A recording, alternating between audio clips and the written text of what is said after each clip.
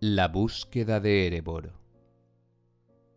Los enanos Thror y su hijo Thrain, junto con Thorin, hijo de Thrain, más tarde llamado Escudo de Roble, escaparon de la montaña solitaria, Erebor, por una puerta secreta, cuando el dragón Smaug descendió en la cima.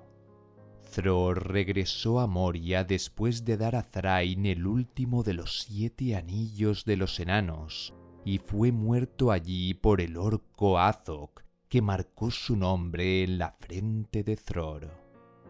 Fue esta la causa de la guerra entre los enanos y los orcos, que terminó con la gran batalla de Azanulvizar, Nandugirion, ante la gran puerta oriental de Moria en el año 2799. Después, Thrain y Thorin Escudo de Roble vivieron en la Seret Luin, pero en el año 2841, Thrain partió de allí para regresar a la montaña solitaria. Mientras erraba por las tierras al este de Anduin, fue capturado y hecho prisionero en Dol Guldur, donde le fue quitado el anillo. En 2850, Gandalf penetró en Dol Guldur y descubrió que el amo de aquel sitio era en verdad Sauron, y allí encontró a Thrain antes de que éste muriera. A continuación, otro escrito sobre Erebor que comienza hablando sobre Gandalf. Ese día ya nos siguió hablando, pero más tarde volvimos sobre el tema y nos contó toda la extraña historia. Cómo preparó el viaje a Erebor, por qué pensó en Bilbo y cómo convenció al orgulloso Thorin Escudo de Roble de que lo llevara con él. No recuerdo ahora toda la historia, pero entendimos que, para empezar, Gandalf pensaba solo en la defensa del oeste contra la sombra. Estaba muy inquieto por ese entonces, dijo, porque Saruman estorbaba todos mis planes. Sabía que Sauron se había alzado de nuevo y que pronto haría una declaración. Y sabía también que se preparaba para librar una gran guerra. ¿Cómo empezaría? ¿Intentaría primero ocupar de nuevo Mordor? ¿O atacaría antes las principales fortalezas de sus enemigos? Pensaba entonces. Y hoy me parece fuera de toda duda que su plan original era atacar Lorien y Rivendell no bien contara con fuerzas suficientes. Sería para él un plan mucho mejor y mucho peor para nosotros. Quizá penséis que Rivendell estaba fuera de su alcance, pero yo no lo creo así. La situación en el norte era muy mala. El reino bajo la montaña y los fuertes hombres del valle ya no existían. Para resistir cualesquiera fuerzas que Sauron pudiera enviar para recuperar los pasos septentrionales de las montañas y las viejas tierras de Angmar, solo estaban los enanos de las montañas de hierro. Y detrás de ellos no había más que desolación y un dragón. Sauron podía recurrir al dragón con terribles consecuencias. Muchas veces me decía a mí mismo, he de encontrar algún medio para vérmelas con Smaug. Pero todavía es más necesario asestar un golpe certero sobre Dol Guldur. Tenemos que desbaratar los planes de Sauron. He de conseguir que el concilio lo tome en consideración. Estos eran mis sombríos pensamientos mientras avanzaba a trote corto por el camino. Estaba cansado y me dirigía a la comarca para tomarme un breve descanso, después de haber estado alejado de allí más de 20 años. Pensaba que si apartaba de mi mente las preocupaciones por un tiempo, quizá encontraría una manera de darles solución. Y así fue, en verdad, aunque no pude olvidarlas, porque mientras me acercaba a Bree, fui alcanzado por Thorin Escudo de Roble, que vivía por entonces en el exilio más allá de las fronteras noroccidentales de la comarca. Para mi sorpresa me dirigió la palabra, y fue en ese preciso momento cuando el curso de los acontecimientos empezó a cambiar. Él estaba preocupado también, tanto que se decidió a pedirme consejo, de modo que lo acompañé a sus estancias en las Montañas Azules y escuché allí la larga historia que tenía que contarme. Advertí enseguida que el corazón le ardía de tanto pensar en sus males y en la pérdida del tesoro de sus antepasados, y que también le pesaba el deber heredado de vengarse de Smaug. Los enanos toman muy en serio este tipo de deberes. Le prometí ayudarlos si podía. Estaba yo tan ansioso como él por ver sucumbir a Smaug. Pero Thorin no pensaba en otra cosa que en planes de batalla y de guerra, como si fuera realmente el rey Thorin II, y yo no veía ninguna esperanza en todo ello. De modo que lo dejé, y fui a la comarca, y cogí el hilo de las noticias. Era un asunto extraño. No hice más que dejarme llevar por la casualidad, y cometí muchos errores en el camino. De algún modo me había sentido atraído por Bilbo desde mucho antes, cuando no era sino un niño y un joven hobbit. No había llegado apenas a la mayoría de edad cuando lo había visto por última vez. Me había quedado grabado en la mente desde entonces. Recordaba su ansiedad, sus ojos brillantes, su amor por los cuentos y sus preguntas acerca del ancho mundo más allá de la comarca. No bien entré en la comarca tuve noticias de él. Había conseguido que se hablara de él según parecía. Sus dos padres habían muerto poco más o menos a los 80 años, es decir, jóvenes, si se tiene en cuenta lo que era habitual entre los habitantes de la comarca.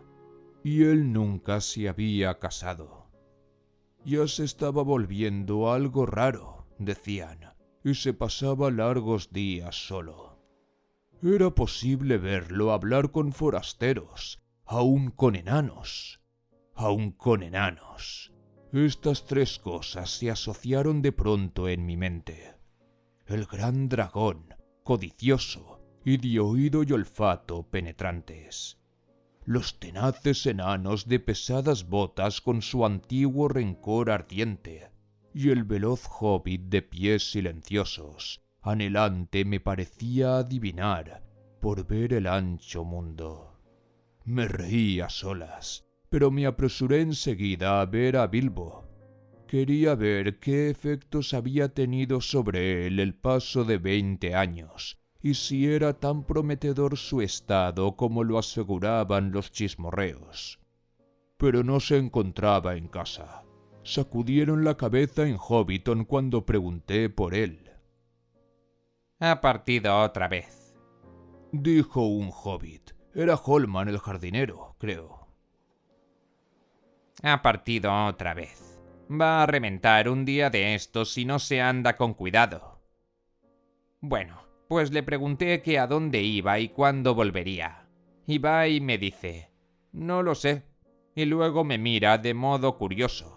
«Depende de que me encuentre con alguien, Holman», me dice. «Mañana es el año nuevo de los elfos. Una lástima, y siendo tan buena persona. No se encuentra nadie mejor desde las quebradas hasta el río». Mejor que mejor, pensé. Creo que correré el riesgo. El tiempo pasaba deprisa. Tenía que estar en el Concilio Blanco en agosto a más tardar. De lo contrario, Saruman se saldría con la suya y no se haría nada. Y sin entrar a considerar asuntos de mayor importancia, eso podría resultar fatal para la búsqueda. El poder de Dol Guldur no dejaría de intentar nada contra Erebor, a no ser que tuviera algo más importante que hacer. De modo que cabalgué velozmente de nuevo al encuentro de Thorin para emprender la difícil tarea de convencerlo de que abandonara sus altivos designios y acudiera sigilosamente a reunirse con Bilbo, sin ver a Bilbo primero. Era un error y resultó casi desastroso, porque Bilbo había cambiado, por supuesto, cuando menos se había vuelto bastante codicioso y gordo, y sus viejos deseos habían disminuido hasta convertirse en una especie de sueño privado. Nada podría haber sido más desalentador que ver convertirse este sueño en realidad. Bilbo estaba completamente consternado y actuó como un tonto. Thorin lo habría abandonado furioso de no haber mediado una extraña circunstancia que dentro de unos momentos mencionaré. Pero ya sabéis cómo fueron las cosas, al menos como Bilbo las vio. La historia sonaría algo diferente si yo la hubiera escrito. Para empezar, no advirtió cuán fatuo lo consideraban los enanos, ni tampoco hasta qué punto se habían enfadado conmigo. No se dio cuenta de que Thorin estaba muy indignado y hablaba en un tono mucho más despectivo. Se mostró en verdad despectivo desde un principio, y pensó quizá que yo lo había planeado todo sencillamente para mofarme de él. Solo el mapa y la llave salvaron la situación, pero no había pensado en ellos durante años. Solo cuando llegué a la comarca y tuvo tiempo de reflexionar sobre la historia de Thorin, recordé de pronto la extraña casualidad que me los puso en las manos. Incluso empezaba entonces a no parecer tan casual. Recordé un peligroso viaje emprendido por mí 91 años antes, cuando entré en Dol Guldur disfrazado, y encontré allí a un desdichado enano que agonizaba en las mazmorras. No tenía idea de quién era. Me mostró un mapa que no había pertenecido al pueblo de Durin en Moria, y una llave que parecía tener alguna relación con el mapa, aunque el enano estaba demasiado grave para explicarlo, y dijo que había poseído un gran anillo. Casi todos sus devaneos se centraban en eso. El último de los 7, repetía una y otra vez. Pero estas cosas podrían haber llegado a sus manos de muchas maneras. Podría haber sido un mensajero capturado mientras huía, o aun un ladrón atrapado por otro ladrón mayor. Pero me dio el mapa y la llave. «Para mi hijo», dijo, y luego murió. Y poco después yo mismo escapé. Guardé las cosas y por algo que el corazón me advertía, las llevé siempre conmigo, en lugar seguro, aunque pronto dejé de pensar en ellas. Tenía otro asunto en Dol Guldur más importante y peligroso que todo el tesoro de Erebor. Ahora lo recordaba todo otra vez, y era evidente que yo había escuchado las últimas palabras de Thrain II, aunque entonces no dijo su nombre ni el de su hijo. Y Thorin, por supuesto, no sabía qué había sido de su padre, ni mencionó nunca el último de los 7 anillos. Yo tenía el plano y la llave de la entrada secreta a Erebor por la que habían huido Thror y Thrain, de acuerdo con la historia de Thorin, y los había guardado, aunque sin abrigar ningún designio al respecto, hasta el momento en que resultaron de suma utilidad. Afortunadamente no cometí error alguno en el uso que les di. Me los guardé en la manga, como decís en la comarca, hasta que las cosas no parecieron ya tener esperanzas. No bien los vio Thorin, decidió seguir mi plan, cuando menos en lo que concernía a la expedición secreta. Sea lo que fuere lo que pensaba de Bilbo, él mismo se habría puesto en camino. La existencia de una puerta oculta, que solo los enanos son capaces de descubrir, apuntaba a la posibilidad de tener alguna noticia de las andanzas del dragón, y quizás aún recuperar algo de oro, o alguna valiosa herencia que apaciguara los anhelos de su corazón. Pero esto no me bastaba. En mi corazón sabía que Bilbo por fuerza tenía que acompañarlo. De lo contrario, toda la búsqueda fracasaría. O como diría ahora, los acontecimientos más importantes no llegarían a ocurrir. De modo que tenía que persuadir todavía a Thorin de que lo llevara con él. Hubo luego muchas dificultades en el camino, pero para mí esa fue la parte más difícil de todo el asunto, aunque discutí con él hasta muy entrada la noche, después de que Bilbo se retirara. Solo a la mañana siguiente quedó zanjada la cuestión. Thorin sentía por él desprecio y desconfianza. «Es blando», dijo con un bufido. «Blando como el lodo de su comarca, y tonto. Su madre murió demasiado pronto. Usted me está jugando una mala pasada, señor Gandalf. Estoy seguro de que ayudarme no es el único propósito de usted».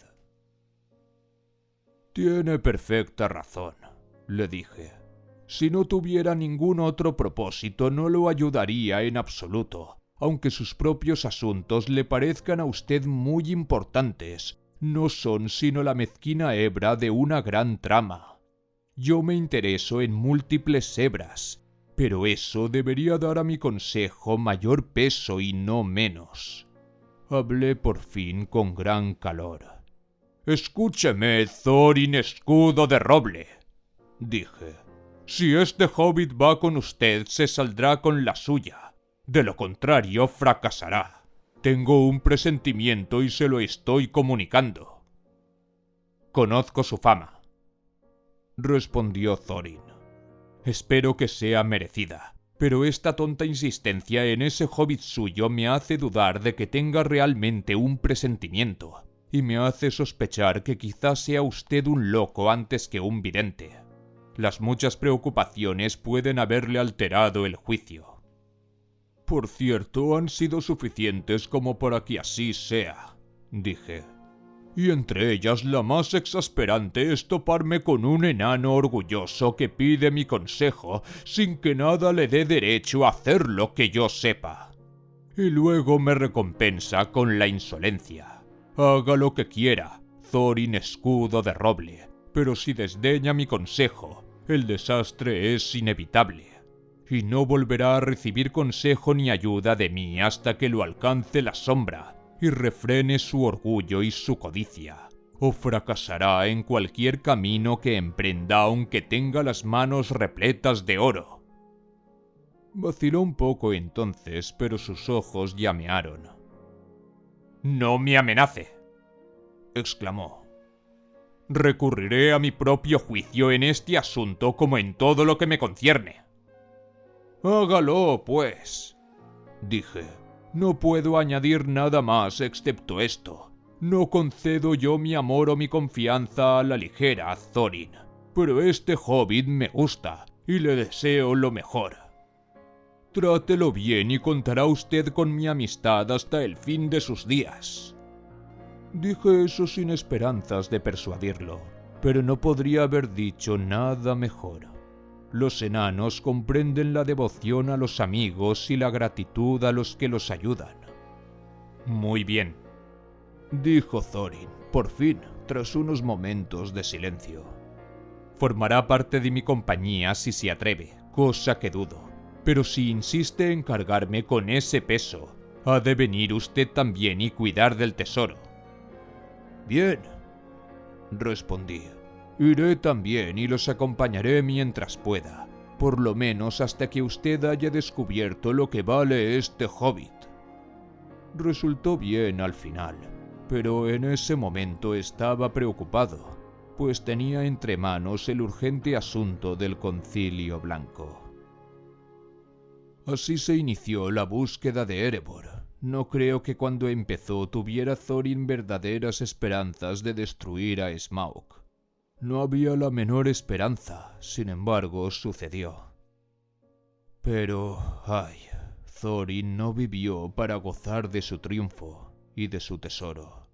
El orgullo y la codicia pudieron más que él, a pesar de mi advertencia. Pero sin duda habría caído en la batalla de cualquier manera, dije yo. Los orcos lo habrían atacado, por generoso que hubiera sido Thorin con el tesoro. Eso es cierto, dijo Gandalf. Pobre Thorin. Fue un gran enano de una gran casa aun a pesar de sus defectos, y aunque cayó al final del viaje, ayudó mucho a él que el reino bajo la montaña quedara restaurado como yo deseaba. Pero Dain Pie de Hierro fue un digno sucesor, y ahora nos enteramos de que murió luchando también ante Erebor, mientras nosotros luchábamos aquí. Diría que es esa una pérdida lamentable, pero sobre todo estoy asombrado de que su avanzada edad pudiera todavía esgrimir el hacha como dicen que lo hacía, de pie, junto al cuerpo del rey Brand ante las puertas de Erebor, hasta la caída de la noche. En verdad, todo podría haber sucedido de modo muy distinto.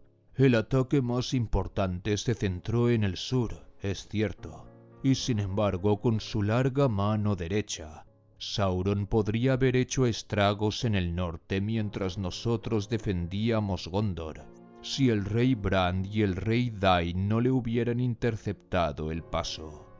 Cuando penséis en la gran batalla de Pelennor, no olvidéis la batalla del valle. Pensad en lo que podría haber sucedido. Fuego de dragones y espadas salvajes en Eriador. Podría no haber reina en Gondor. Podríamos ahora no tener otra esperanza que volver de la victoria a la ruina y la ceniza. Pero eso se ha evitado, porque me encontré con Thorin escudo de roble una noche a comienzos de la primavera no lejos de Bree. Un encuentro casual, como decimos en la Tierra Media.